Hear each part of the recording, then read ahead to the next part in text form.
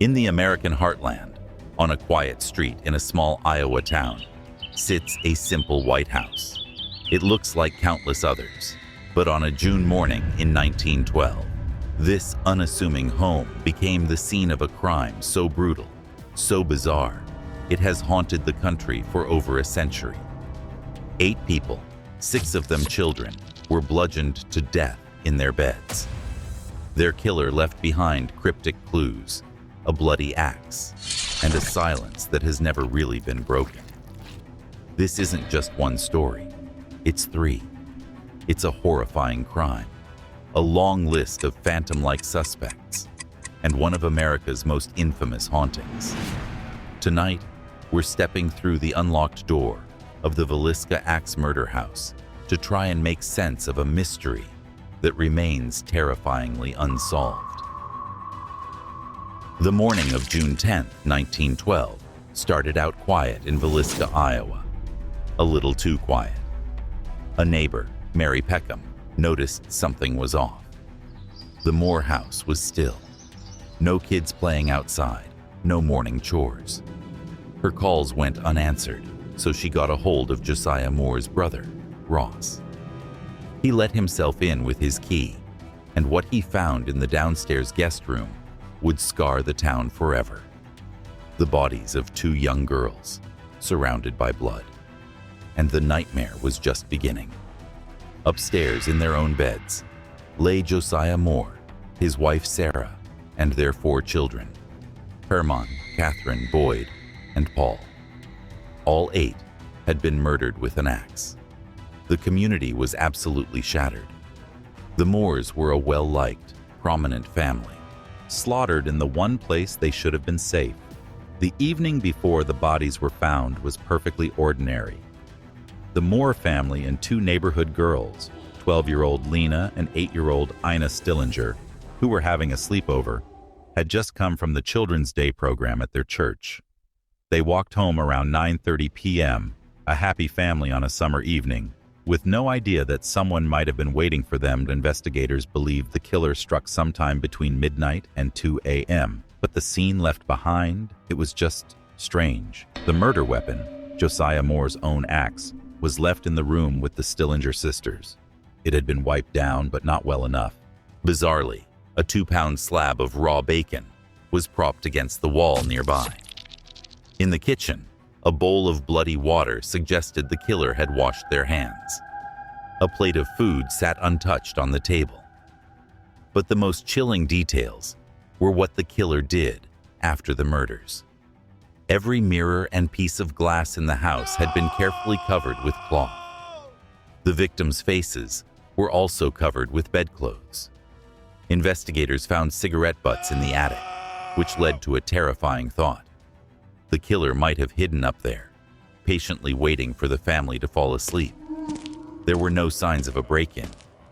The killer had likely walked in through an unlocked door, moved silently through the house, and after committing an atrocity, locked the door from the inside and simply vanished, leaving a town paralyzed with fear and a mystery that would only get deeper.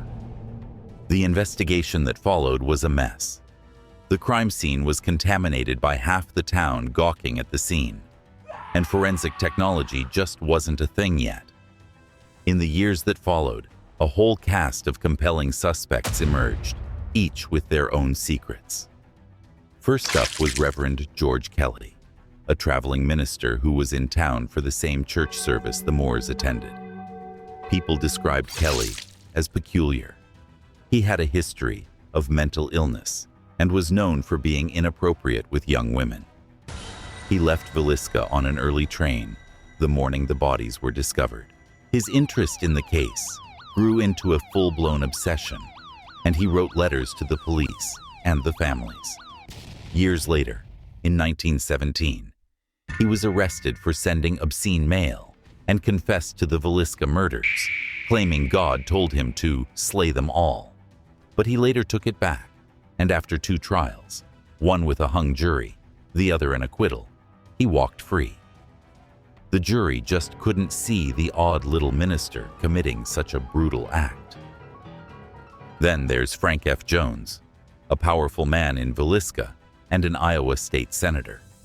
Josiah Moore had actually worked for Jones before quitting to start a rival business, and he took the profitable John Deere franchise with him.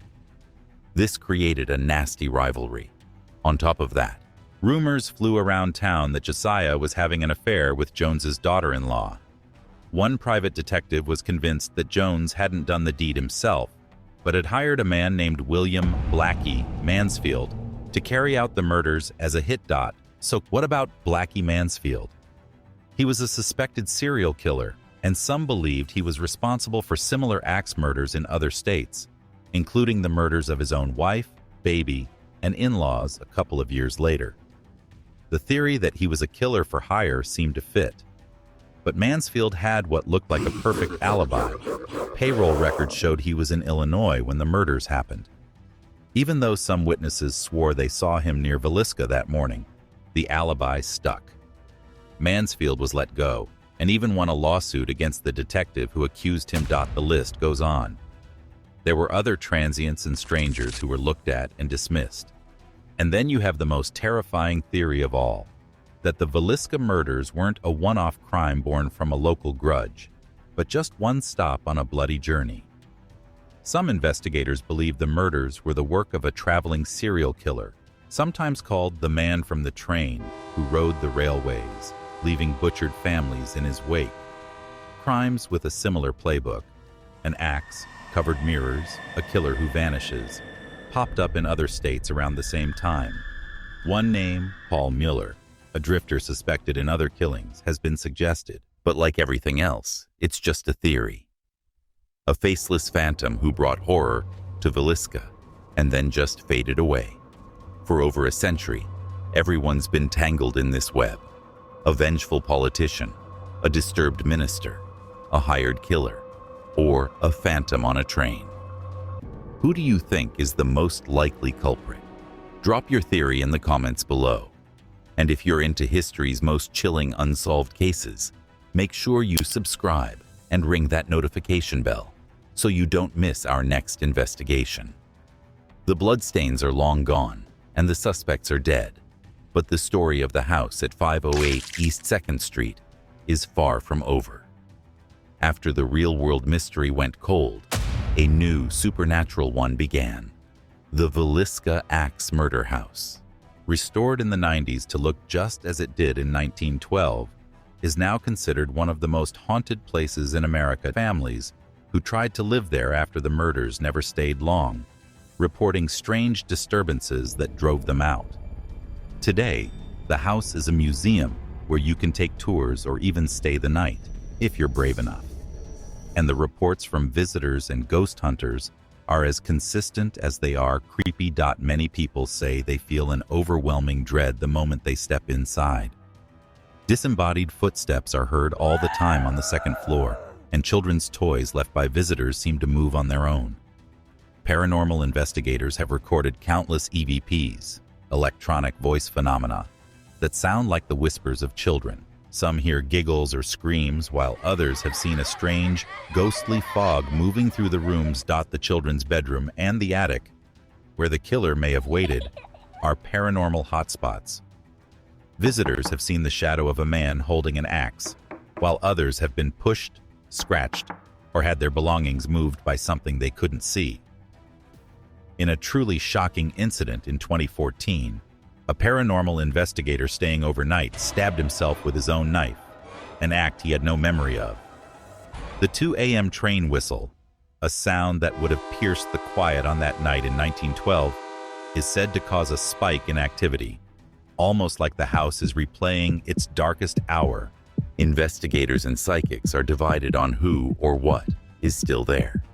Some think the spirits of the Moore and Stillinger children are still present, playing with the toys left for them.